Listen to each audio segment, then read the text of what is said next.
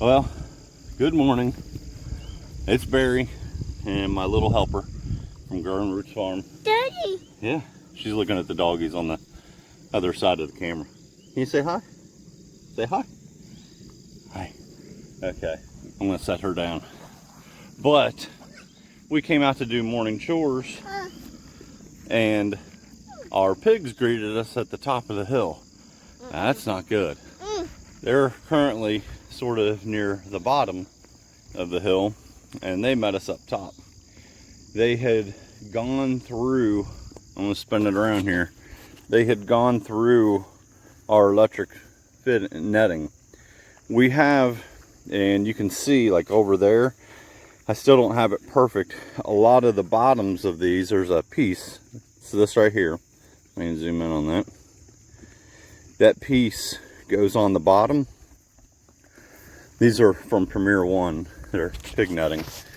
But it holds the bottom piece on, and then there's a cap that goes up top.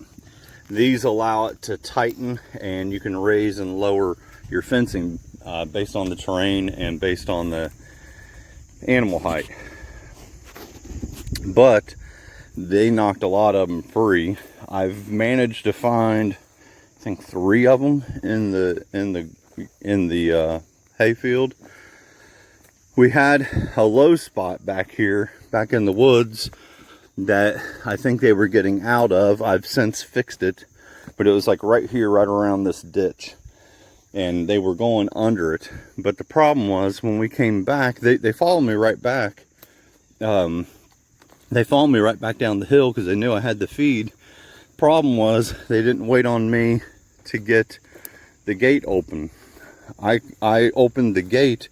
Even though pigs are smart, they didn't really pay attention, and they ran through. We've got 13 pigs, and I'd say 2/3 of them ran right through the netting. And when they went to get the feed, all the netting popped off, the posts came off. I had netting clear over in the woods. It was tangled around pigs. It was 10 minutes or so of complete disarray. This side, you can see I still got to fix this. Problem is, if I can't find all of these, I'm sure I can order more. I don't really want to. But if I can't find all of them, I'm probably just going to have to zip tie the bottom together. Zip tie the bottom line to the post. Is that your idea too? Is that your idea? We'll just zip line it? Yeah, you don't want to touch that when it's live. Yeah, so I had turned the fence off to walk in and set the feed in, and the pigs just went right through all this netting, all this mess.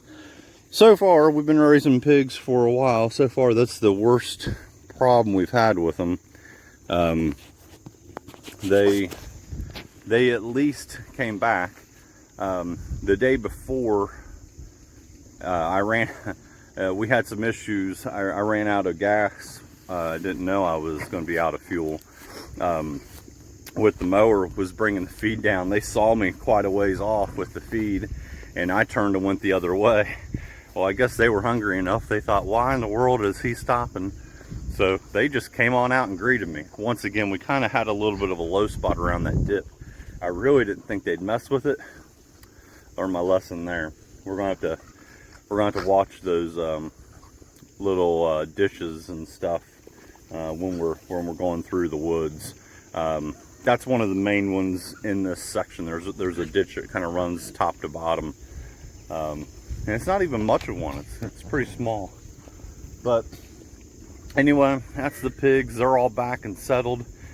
But boy, it was a mess for a while, and I still have a few things to fix on it all. So that's just the way it goes. It's unfortunate. Sure can't make me angry in a hurry, but realize all they are is just hungry. I think what we might have to do, we've been looking for a feed bunk. We've been looking for, or I've been looking for, an old feed bunk that we could just set out here and put 100 pounds, 200 pounds of feed in at a time, and then they could just eat whenever. Sort of like what we're doing with the chickens, where we're not having to feed them exactly every single morning. They have feed at their leisure.